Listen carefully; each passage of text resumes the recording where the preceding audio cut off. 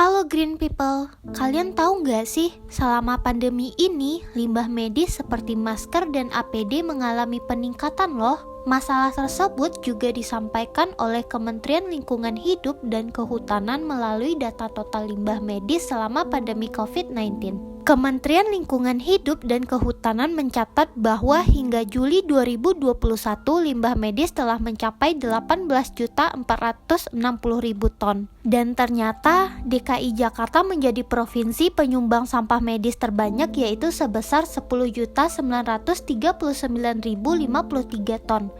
Gimana? Kaget kan? Nah, masalah ini benar-benar punya dampak yang buruk loh. Soalnya sampah medis mengandung zat yang berbahaya seperti patogen, genotoksik, bahan kimia, dan radioaktif. Yuk sekarang kita simak apa saja bahaya dari zat-zat tersebut bagi kesehatan menurut WHO. Limbah medis biasanya mengandung patogen penyebab infeksi saluran pernafasan seperti tuberkulosis dan virus seperti campak. Penelitian dari Finlandia menemukan bahwa zat genotoksik dan limbah medis dapat meningkatkan ancaman keguguran. Selain itu, zat ini juga dapat meningkatkan senyawa mutagenik dalam tubuh.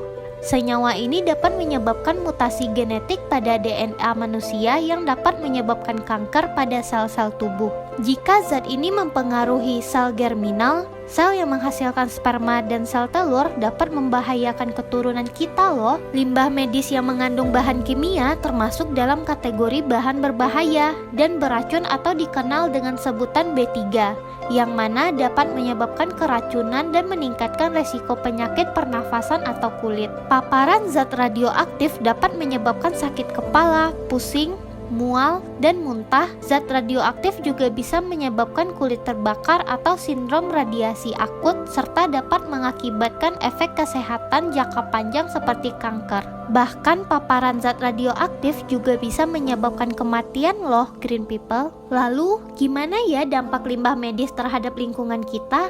Bahkan ternyata dampak limbah medis untuk lingkungan kita bisa menimbulkan pencemaran loh. Yuk simak bagaimana dampak limbah medis terhadap lingkungan kita. Pertama, akan menyebabkan gagal panen yang disebabkan oleh tanah yang biasanya digunakan untuk menanam padi sudah tercemar limbah medis terlebih dahulu.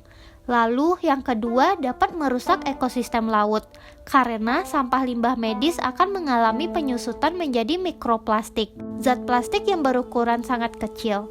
Kemudian makhluk hidup yang ada di dalam akan mati karena memakan mikroplastik tersebut. Maka dari itu, untuk mengurangi sampah limbah medis, akan lebih baik jika Green People mengurangi penggunaan masker medis dan beralih menggunakan masker kain yang sesuai dengan standar WHO. Nah, supaya makin paham mengenai limbah medis ini, Green People bisa cek video tips dan trik yang akan membahas mengenai pengelolaan masker yang baik dan benar. Oke, see you on the next video, Green People.